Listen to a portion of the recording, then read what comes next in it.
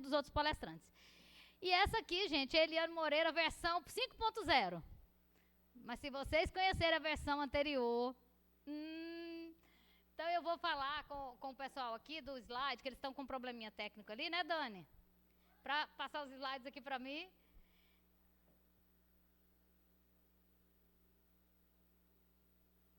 Eu quero mostrar para vocês, só segura aí, Dani. Todos nós aqui estamos à procura de uma coisa. Baixa a luz para mim, por favor.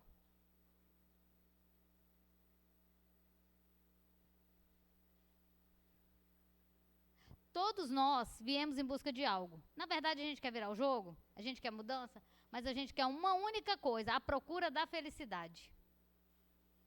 Todos nós procuramos uma única coisa, sermos felizes em todas as áreas da nossa vida. Por isso que nós queremos virar o jogo. O jogo é só o momento para construirmos a virada, mas o que nós queremos é o pódio. É ou não é? Queremos levantar a taça da vitória. E sobre isso eu quero mostrar para vocês a procura da felicidade.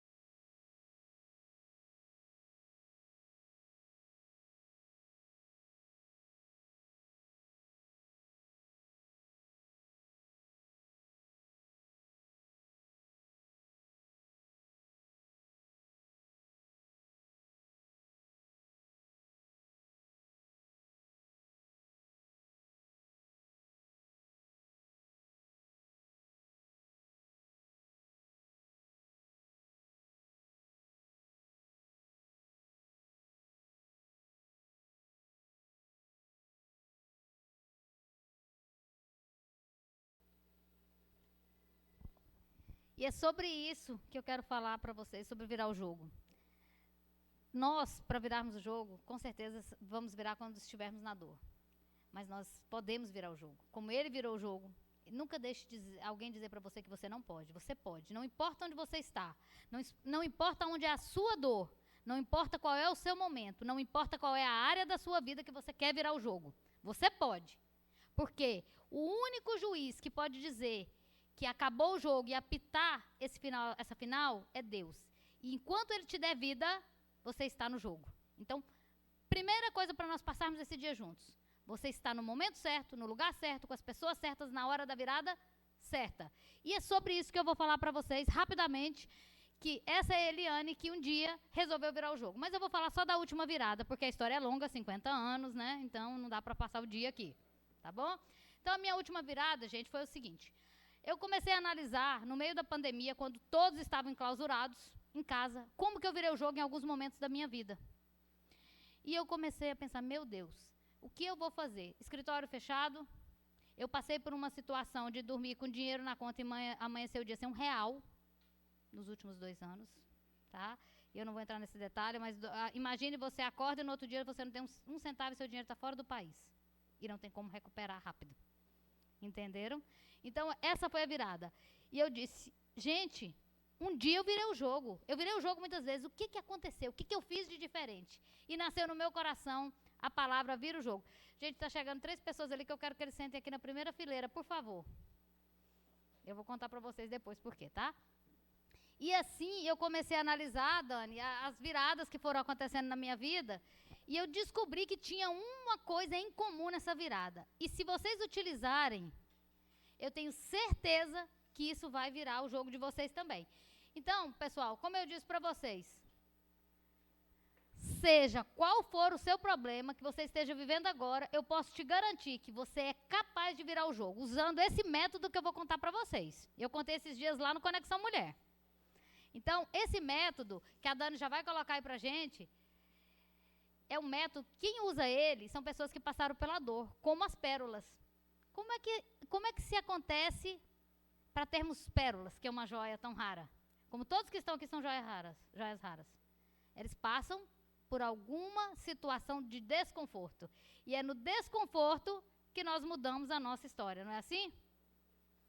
E aí que nós nos tornamos pérolas, que nós nos tornamos únicos. E é sobre isso que nós vamos para o próximo slide que eu quero falar para vocês. E assim surgiu o método chá. Como foi falado aqui, né? Eu sou formada em administração e lá a gente vê muita matriz. E uma das matrizes que tinha lá era o chá. E eu falei, peraí, eu vou conectar esse negócio aqui. Só que não simplesmente o chá. Vamos criar uma metodologia para isso, um método, uma maneira. E eu pergunto para vocês hoje, dá para virar o jogo sem conhecimento? Dá para virar o jogo sem desenvolver habilidade? Dá para virar o jogo sem tomar atitude? Sabe por que vocês estão sentados aqui? Porque vocês tomaram atitude. Sabe por que eu estou aqui? Porque eu tomei atitude. E sabe quando foi que eu tomei atitude, gente? Há 27 anos atrás. Há 27 anos atrás, eu quero só que vocês voltem comigo no tempo em alguns poucos minutos. 27 anos atrás, eu morava em um barraco de tábua, na periferia de Brasília. Eu tinha 2 crianças e nenhum dinheiro. Agora eu quero que vocês imaginem você morar no fundo de um quintal, onde tem aquelas casinhas e uns barracos de tábua que alugam, e lá eu morava. Mas lá morava só meu corpo, porque a minha mente ela não era aprisionada a nada. Lá só estava uma circunstância. Mas naquela circunstância, dentro do meu coração, ainda que ela não tivesse um nome, um método, mas ela tinha uma razão de ser. Era uma vontade de virar o jogo. Era uma vontade de mudar. E lá, naquele dia, lembra da pérola que passa por um desconforto grande, que ela se torna pérola, a ostra? Eu passei por um momento desse. E eu queria pedir para vocês ficarem bem atentos no que eu vou falar para vocês agora. Eu sei que aqui tem muitas pessoas que talvez já nasceram com uma condição financeira razoável. Outras muito ruim. Outras viraram o jogo todos os dias. Outras saíram do nada e cresceram. E naquele momento que eu estava lá, naquele lugar, eu passei por um momento de dor que eu não desejo que ninguém passe. Você já viu um filho chorar de fome? Mas eu nunca, em nenhum momento da minha vida, eu vou esquecer do olhar da minha filha chorando. Porque eu não tinha mais leite para amamentá-la. Porque eu não comia direito. Não é que eu passava fome. A alimentação era ruim. Entende? Eu nunca mais vou esquecer que quando eu olhei para todo lado não tinha uma lata de leite. E que eu tentei dar para ela arroz com feijão do dia anterior e ela não quis. E que a única coisa que tinha no quintal daquele lote era um pé de laranja e um pé de manga. E eu ainda tentei fazer um chá de laranja e um chá de folha de manga. E ela cuspia para fora aquele chá. E aquela dor que eu lembro dela no detalhe, dentro do meu coração até hoje, que ela é cortante na minha vida, mas ela foi aquela mola que me fez sair daquela situação, que eu jamais vou esquecer disso. Ela me fez tomar uma atitude. E eu saí. E eu pedi para a dona daqueles barracos ficar com a minha filha. Poucas pessoas conhecem essa história, talvez nem meus amigos mais próximos. E eu saí, pedi para ela ficar com as crianças, e eu andei por mais de 40 minutos a pé, porque eu não tinha dinheiro para o ônibus. E eu fui procurando um pregão. Eu precisava vender qualquer coisa de dentro daquela casa para dar comida para minha filha, para outra também. E eu cheguei num pregão e eu vendi. Com muito custo, porque minhas coisas eram muito ruins, eu vendi a mesa com as cadeiras. Eu sabia que quando eu chegasse talvez eu ia ter um problema em casa, mas eu vendi aquela mesa com as cadeiras. E eu voltei para casa, eu pedi para aquele pessoal me levar de volta, buscar a mesa imediata, mas é que eu precisava da carona para voltar. E eu me lembro, até hoje, se pedir para eu desenhar, eu desenho aquela armazenzinho de quadra, onde eu fui na prateleira, e eu só tinha vontade de comprar leitinho. Toda vez que eu vejo leitinho, eu lembro disso. O único desejo que eu tinha de comprar muito leitinho, porque eu não queria nunca mais ver minha filha chorar de fome.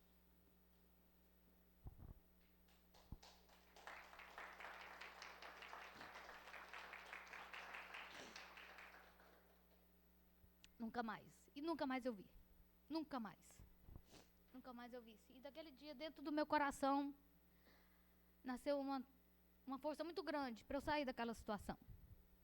E por coisas do destino, eu fui embora. Eu voltei para casa dos meus pais, eu me divorciei. Mas naquele tempo, passou-se um tempo, eu já estava grávida, eu saí dessa situação que eu estava grávida ainda, eu tomei uma atitude. E comecei uma nova história. E eu fui buscar conhecimento. E eu voltei para a escola.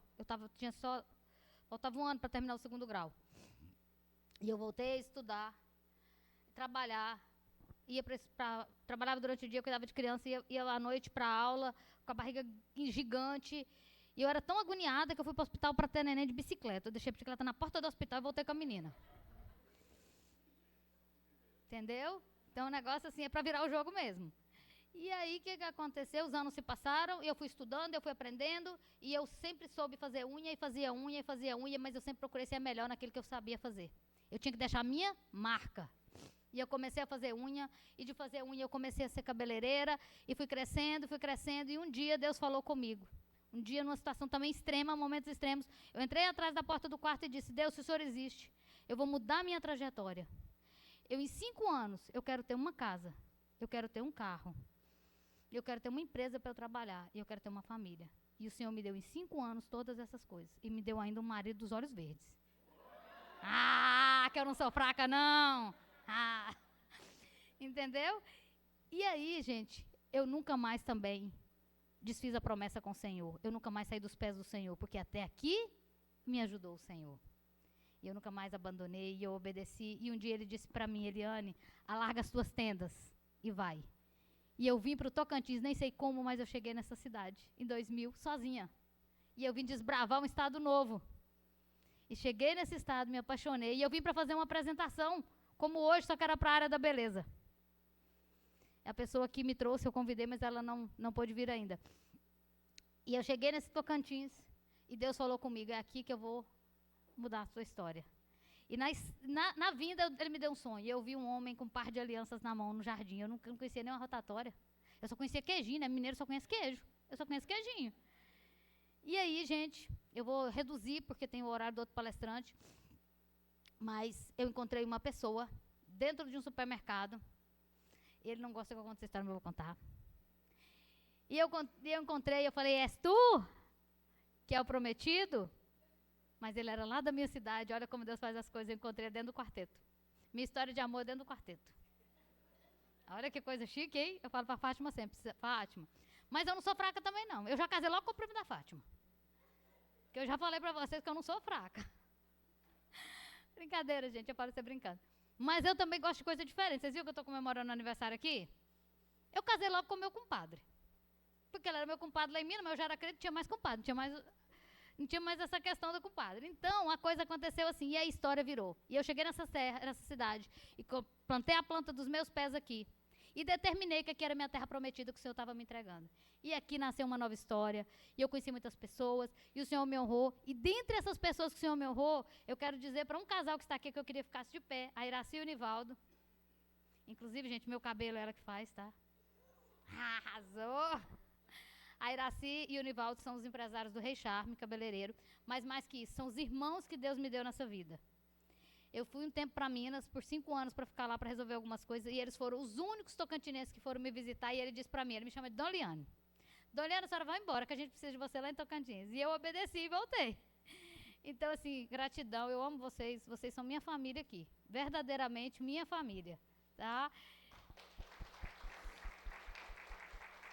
E são de conexões, de amizades, de amigos, que a história da Eliane aconteceu aqui para que nós chegássemos até aqui hoje. E aí a história profissional, ela é gigante, não vou falar para vocês tudo isso, mas eu quero dizer para vocês, conhecimento, habilidade, atitude. Eu busquei conhecimento, eu desenvolvi uma nova habilidade, eu fui estudar, eu fui para a faculdade. Sabe aquela pessoa que andava a pé, 40 minutos? A primeira vez que eu sobrevoei Brasília, eu chorei. A primeira vez que eu atravessei oceanos, que eu fui para os 4, dos 5 continentes, eu já conheço 4, eu honrei o Senhor, porque Ele me levou, não foi para minha honra e glória.